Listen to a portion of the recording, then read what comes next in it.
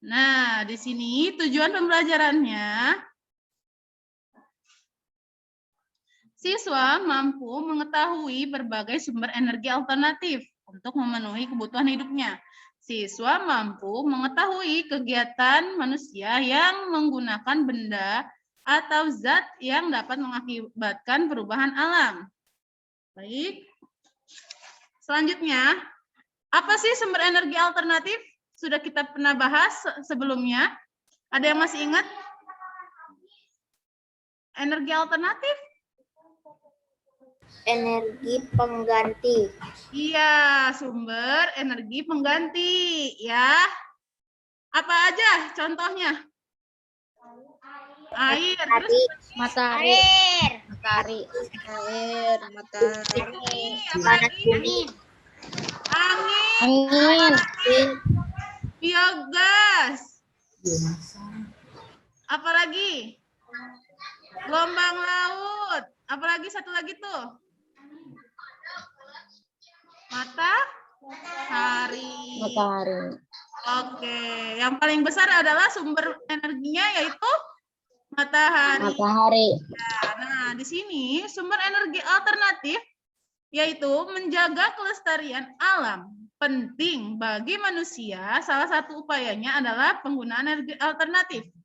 Nah, energi alternatif adalah energi yang tidak cepat habis, tadi betul kata Agil, dan bersifat dapat diperbarui, ya, serta tidak menimbulkan polusi dan kerusakan hutan. Contohnya tadi sudah kalian sebutkan ya, ada matahari, air, terus angin, panas bumi, biomasa, ya, terus di sini matahari adalah sumber energi utama di bumi. Energi yang dihasilkan yaitu berbentuk sinar, ya, sinar dan panas. Energi matahari dapat dimanfaatkan langsung oleh manusia. Seperti apa manfaatnya? Menjemur. Matahari. Menjemur, apalagi? Sumber energi listrik. Iya, betul. Apalagi, Nak? Banyak ya. Untuk tubuh kita bisa nggak manfaat matahari itu? Bisa apa? Enggak, untuk tubuh kita. Bagus sinar matahari untuk tubuh kita. Sumber vitamin. Ya, vitamin. Vitamin apa? Hah? D. Iya. Makanya D. Nah, makanya kalau kita ingin menjemur badan atau enggak bayi-bayi yang baru lahir tuh biasanya dijemur ya. Di sekitaran dari jam 7 sampai jam 10. Kalau jam 11 kepanasan. Nah, itu masih bagus sinar mataharinya ya. Karena itu bisa mengandung sinar vitamin D. Nah, di sini apalagi membuat garam dan memanaskan ruangan. Energi matahari dapat menghasilkan listrik, betul tadi katakan Ayah ya. Dengan cara berupa energi matahari menggunakan sel surya yang terdiri dari rangkaian panel, unsur semikonduktor, dan misalnya lapisan unsur silikon yang tipis. Nah, selanjutnya air. Air dapat menghasilkan listrik yang disebut hydropower. Ya, dengan cara membendungkan air sungai, kemudian diarahkan menuju turbin. Nah, biasanya dikelola sama apa ya? Air tuh. Yang disebut PLTA. Ya, PLTA. Apa sih singkatan PLTA? Ada yang tahu? Tenaga air. Tenaga air. Nah, di sini biasanya tempat yang dapat menampung dalam jumlah besar adalah danau atau waduk. Oke, selanjutnya bumi. Panas bumi adalah energi yang panas terdapat dari dalam bumi ya, sebagai akibat Aktivitas vulkanik atau gunung berapi terdapat 3 sumber panasnya, yaitu geotermal, yaitu uap alam, air panas, dan batuan keringnya panas. Nah, digunakan untuk pembangkit listrik juga, Nak, adalah uap geotermal. Selanjutnya, yang keempat, ada angin, ya. Angin adalah gerakan udara di permukaan bumi yang terjadi karena perbedaan tekanan udara. Energi angin adalah berasal dari embusan angin, ya, biasanya menghasilkan listrik menggunakan alat yang disebut aero apa tuh? Aerogenerator, ya. Selanjutnya, yang kelima ada biomasa. Biomasa adalah massa tumbuhan dan kotoran yang terdapat memberikan energi baik dengan dibakar langsung maupun diubah menjadi bahan lain agar dapat mudah dibakar. Ya, sumber energi biomasa berasal dari sisa pembuangan manusia dan hewan. Ya, instalisasi biomasa dapat dibangun dari tangka kotoran, ya, kotoran manusia dan hewan. Gas yang keluar dari instalisasi ini disebut biogas tuh. Ya, jadi biogas itu berasal dari apa, Nak? Hah? Iya, kotoran hewan atau manusia, ya.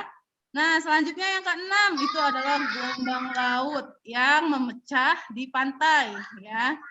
Menghasilkan banyak energi. Energi gelombang dapat diubah menjadi listrik dengan cara mengumpulkan energi gelombang laut untuk memutar turbin generator. Dari sini, dari contoh energi alternatif, apakah ada yang mau ditanyakan?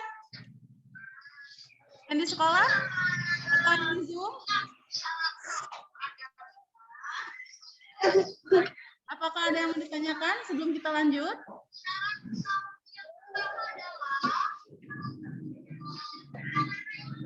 Halo, suara Ibu ada nggak sih?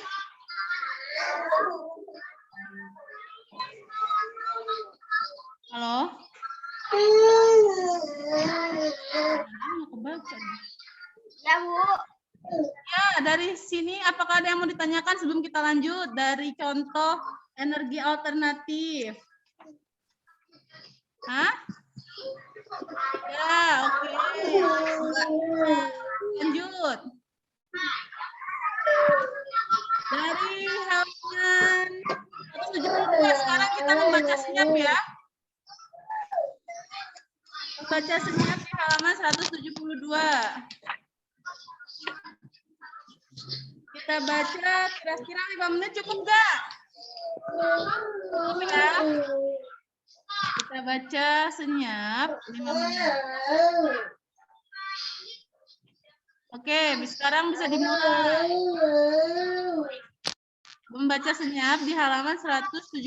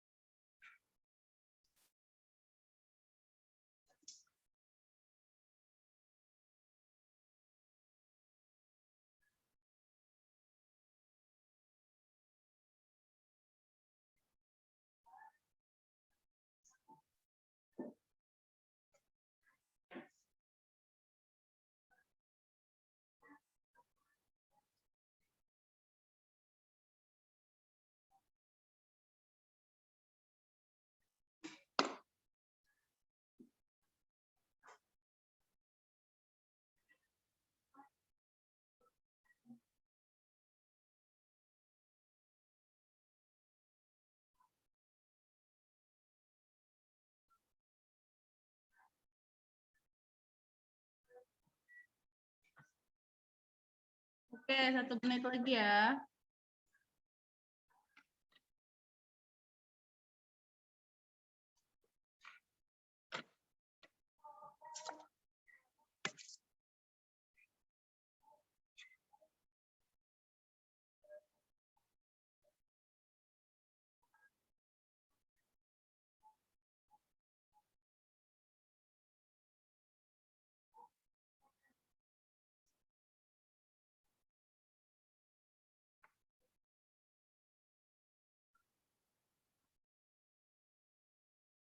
Oke, sudah. Ya. Baik. Dari ayo menambah wawasan, berarti teks tersebut tentang kompor biogas kotoran sapi yang makin diminati.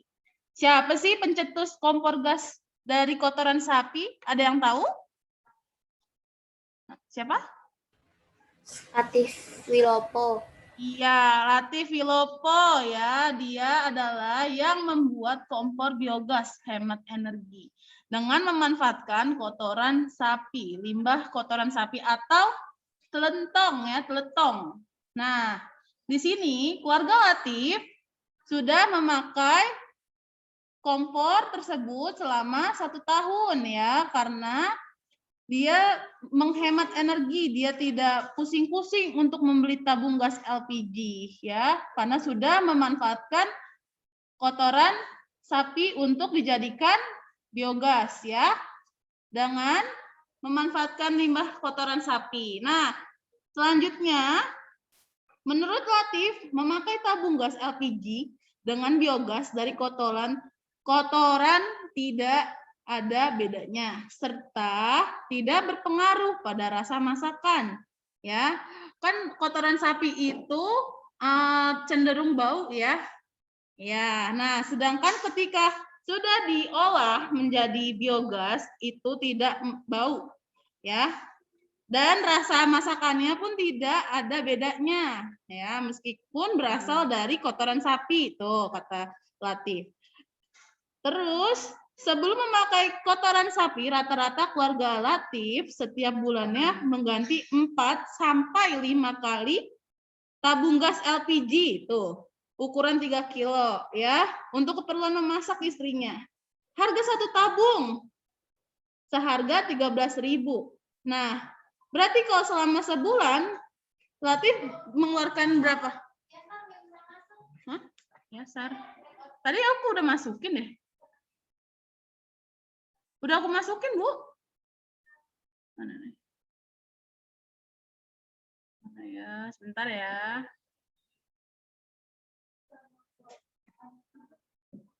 Udah. Oh, Nova bermasuk.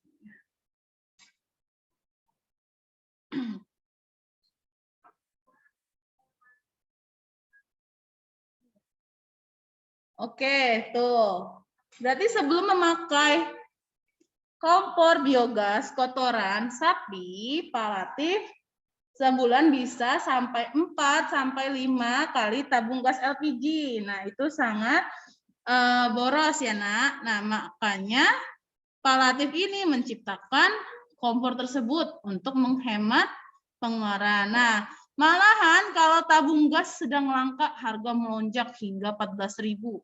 Tuh, makanya Pak Latif dapat menghemat pengeluaran sebanyak 52.000 setelah memanfaatkan kompor biogas letong. Nah, kami tidak pernah membeli tabung gas LPG, tuturnya seperti itu. Nah, ide membuat instalasi kompor biogas muncul karena di belakang rumahnya jadi tempat kandang kelompok peternak sapi. Tuh, ada sekitar 10 ekor yang setiap harinya menghasilkan 2 kuintal limbah yang terbuang percuma. Limbah teletong itu selama ini hanya dipakai untuk pupuk kandang. Nah, atas saran petugas penyuluhan, Latif kemudian mempunyai ide memanfaatkan limbah tersebut untuk kompor biogas. Nah, selain dimanfaatkan untuk kompor, ada satu jaringan yang dapat digunakan khususnya untuk lampu penerangan di dapur. Nah, seperti itu. Selanjutnya, tuh diakuinya pembuatan instalasi kompor dari kotoran sapi itu sederhana. Dengan biaya 3 juta, kelengkapan utama biogas itu adalah bak menampung kotoran ukuran 2 meter dikali 2 meter dengan kedalaman sekitar 2 meter. Tuh. Selanjutnya untuk penutup fiber tuh dipasang selang paralon. Nah, di sini Ibu punya videonya nih. Bentar. Biar kalian terbayang ya bagaimana sih cara kompor kotoran tersebut.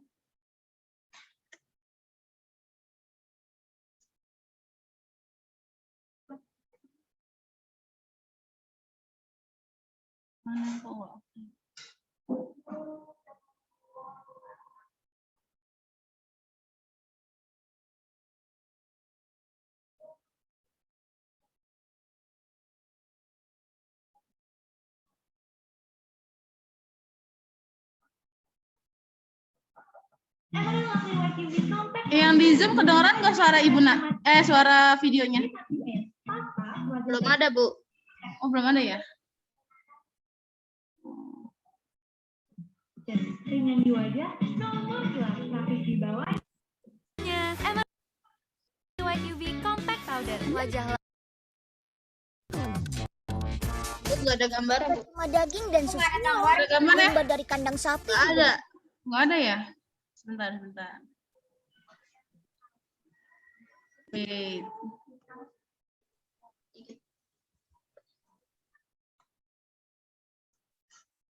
Gimana? Kelihatan nggak? Sudah, Bu. Oke. Sudah, Bu. Sudah ya? Sudah, Bu. Jadi rezeki buat kita-kita. Kayak teman-teman Unyil di kampung wisata Tempe Sanan Kota Malang. Berkolaborasi dengan limbah cair dan padat yang dihasilkan dari produksi tempe. Kotoran Dia menghasilkan sapi bisa api yang diolah berwarna jadi biru biogas, ya. yang Biogas menghasilkan itu. api biru untuk memasak dan menerangi kampung Sanan. Keren. Teman-teman, agar kotoran sapi lebih mudah diolah jadi biogas, di kampung Sanan, limbah produksi tempe berupa kulit ari dan sisa air perebusan kedelai dijadikan pakan sapi. Pemberian pakan ini akan membuat kotoran sapi berbentuk lebih encer, sehingga lebih mudah untuk diolah menjadi biogas. Di sini kotoran sapi akan langsung diolah di dalam tempat penampungan bernama digester. Tuh, Dalam digester ya, digester, tempat kotoran sapi pengolahan ya, bakal tempat ditampung di penampungan ya. bagian bawah. Seiring waktu, timbul reaksi fermentasi atau aktivitas anaerobik di dalam digester. Dalam waktu 3 hari, Menghasilkan gas gasnya perlahan dia. muncul dan kemudian ditampung pada bagian Menghasilkan atas digester yang berbentuk kubah. Kandungan utamanya berupa gas metana dan karbon dioksida. Gas inilah yang bisa dialirkan dan langsung menjadi sumber bahan bakar. Teman-teman lihat kan kalau api yang dihasilkan berwarna biru? Ini artinya gas yang dihasilkan sangat murni dan pembakaran terjadi dengan sempurna. Udah gitu, bau dari kotoran sapi sudah tidak tercium kok. Kalau untuk memasak, api biru memang menjadi idola karena panas apinya lebih stabil dan efisien. Jadi, bikin masakan jadi lebih cepat matang. Buat menyalakan lampu petromak juga bisa kok. Jaga-jaga jadi lampu cadangan kalau listriknya mati. Kedepannya, biogas bakal dimanfaatkan untuk bahan bakar yang berkaitan dengan produksi tempe. Mulai dari pemasakan sampai penggorengan keripik tempe loh.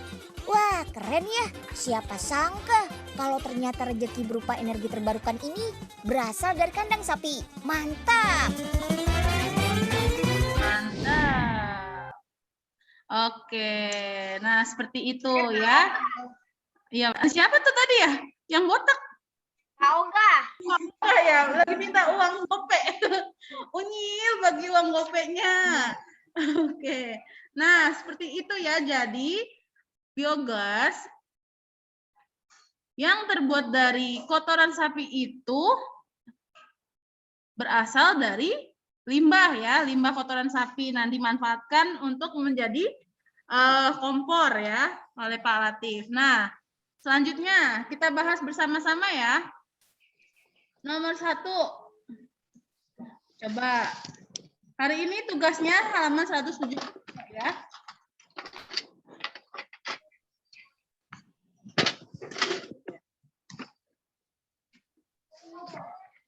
Ya.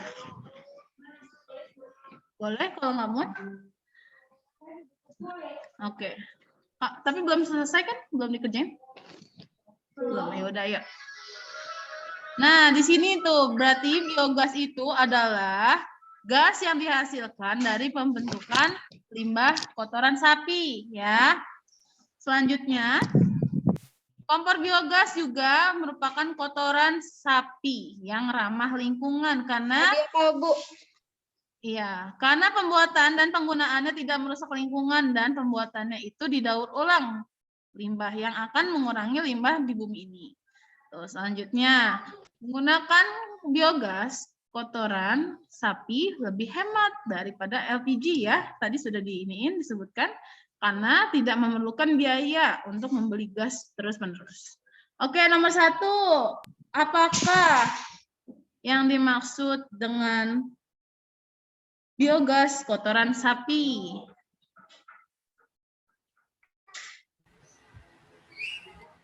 Pak, ada yang bisa jawab?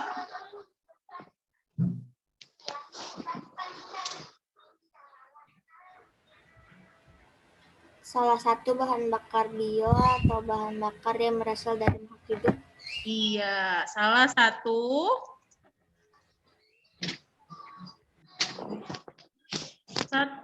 bahan bakar yang terbuat dari Makhluk hidup. iya, makhluk hidup atau kotoran sapi ya.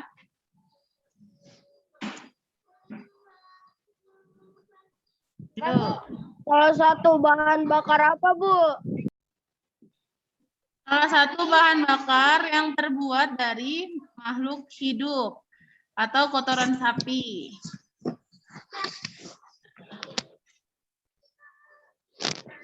Tuh, nomor 1. Kelihatan kan share screen-nya? Enggak ada, Bu. Enggak ada, Bu. Oh, nggak ada. Ntar dulu. Iya, dari sini kan kita dari PowerPoint.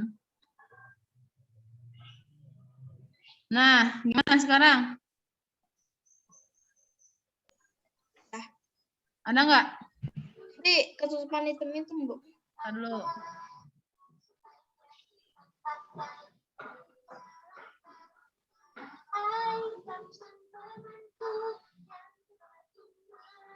Nah, gimana? Ada nggak?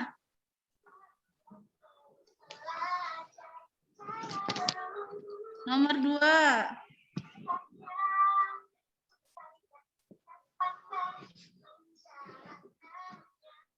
Coba nomor 2 siapa yang bisa jawab tuh? Mengapa kompor biogas kotoran sapi ramah lingkungan? Tadi sudah Ibu sebutkan ya, bahwa kompor kotoran sapi itu ramah lingkungan tuh, karena pembuatannya dan penggunaannya tidak merusak lingkungan. Hah? Iya, silakan. Yang nggak muat di buku tulis boleh. Boleh. Langsung jawabnya aja ya kalau di buku tulis ya. Tuh.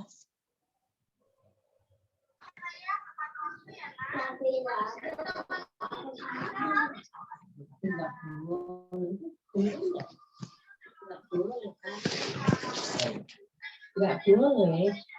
Aplikasinya aja.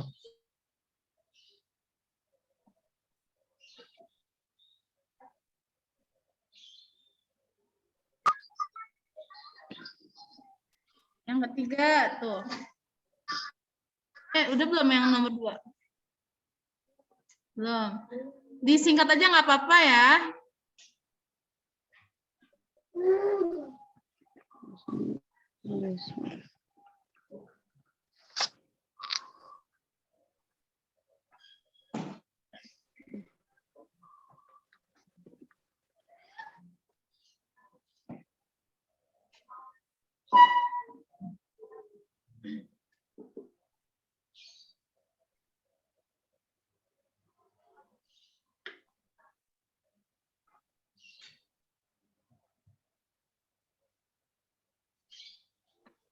Sudah?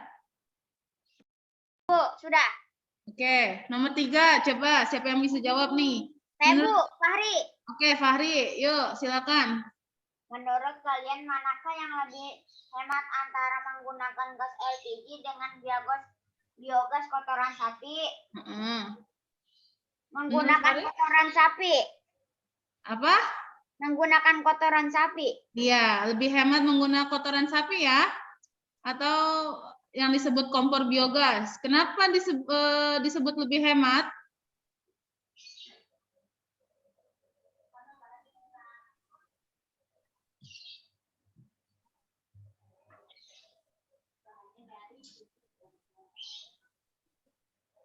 Kenapa disebut lebih hemat? Karena dengan kita menggunakan kompor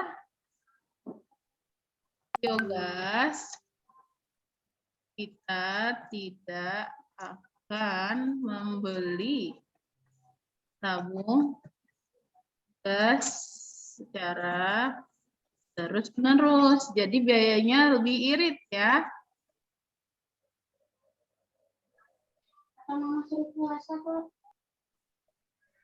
Tuh, nomor 4 sekarang.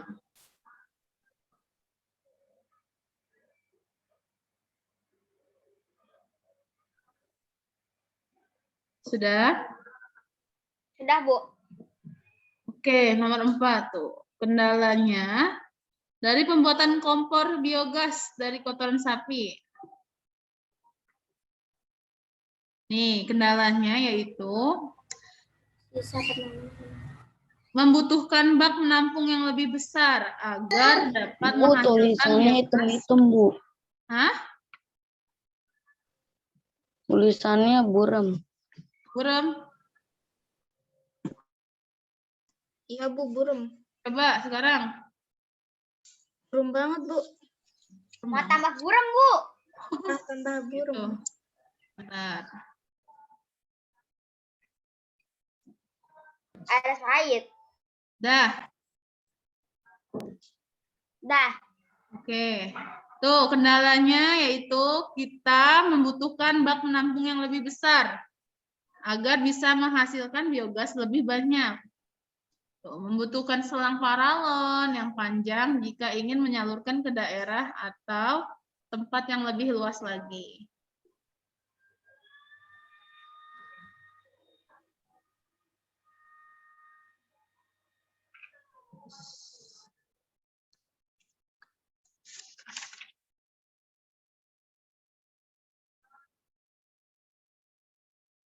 Sudah?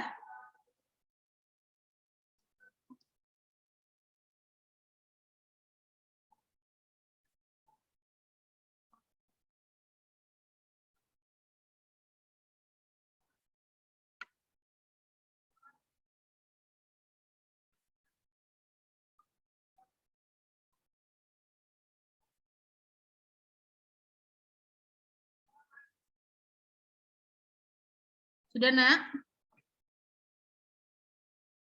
Belum, Bu. Belum. Sudah, Bu. Oke, yang sudah. Wah, waktunya 8.13. Sedikit lagi.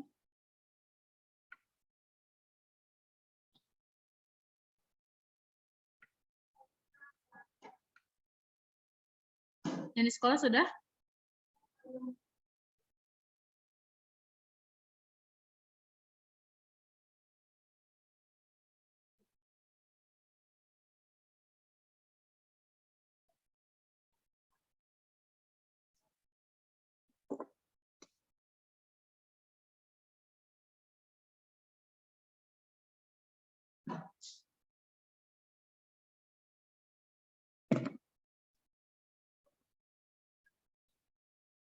Kita lanjut ya. Nah, kegiatan manusia nih yang dapat merusak lingkungan. Tuh, kemarin kita juga sudah membahas ya. Penggunaan energi merupakan salah satu usaha pelestarian lingkungan. Namun, kesadaran untuk melakukan usaha pelestarian lingkungan belum sepenuhnya disadari dan dilakukan oleh masyarakat. Tuh. Bahkan masih ada anggota masyarakat yang berperilaku tidak tanggung jawab sehingga menyebabkan kerusakan lingkungan. Nah, di sini tuh, berikut ini pemakaian benda atau zat yang dapat mengakibatkan perubahan alam. Contohnya nih, nomor 1, pupuk kimia ya.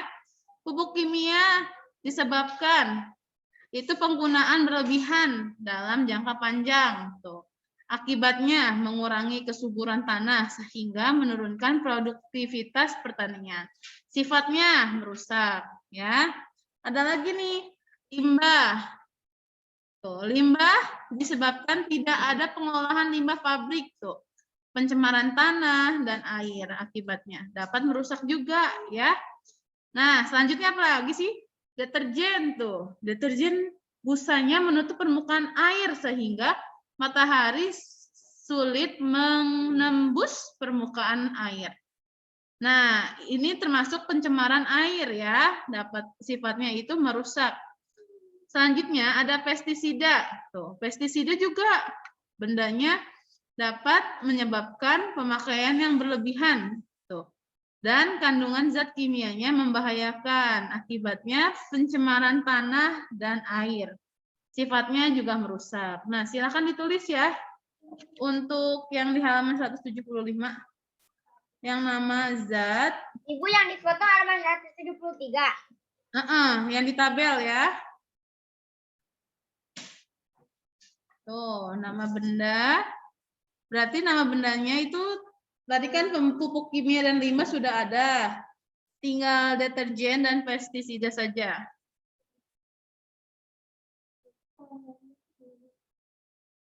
Hah? Iya, boleh.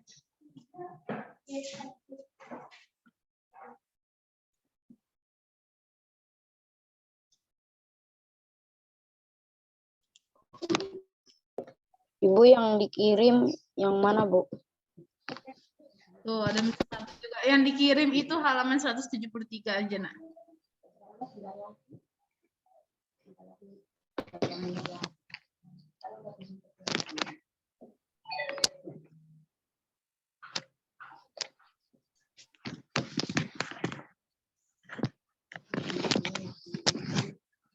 Bu, ada hitam-hitamnya, Bu. Udah. Tuh.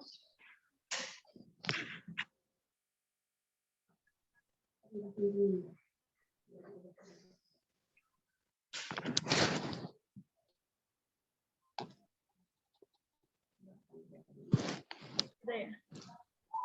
Oh, sudah lewat. Yaudah, nanti ini jamnya sudah lewat. Nanti kalau misalkan itu Ibu kirim saja ya PPT-nya ya. Jadi nanti kalian tulis saja di rumah ya. Oke, say itu hamdalah. Alhamdulillahirobbilalamin. Subhanakallahumma wa bihamdika Asyhadu an la La ilaha illa anta wa atubu ilaik. Bismillahi tawakkaltu